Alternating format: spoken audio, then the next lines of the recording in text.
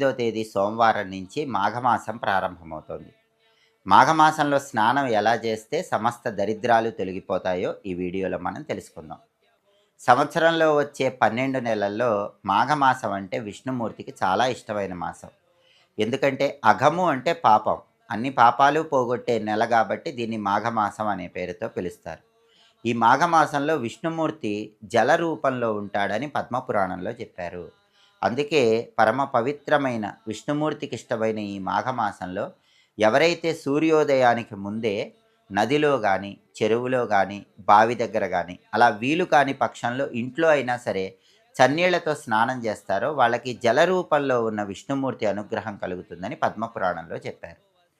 చన్నీళ్లతో స్నానం చేయలేని వాళ్ళు ఇంట్లో గోరువెచ్చని నీళ్లతో అయినా సరే సూర్యోదయానికి ముందే స్నానం చేయండి. సూర్యోదయానికి ముందొచ్చే సమయాన్ని అరుణోదయ కాలం అంటారు.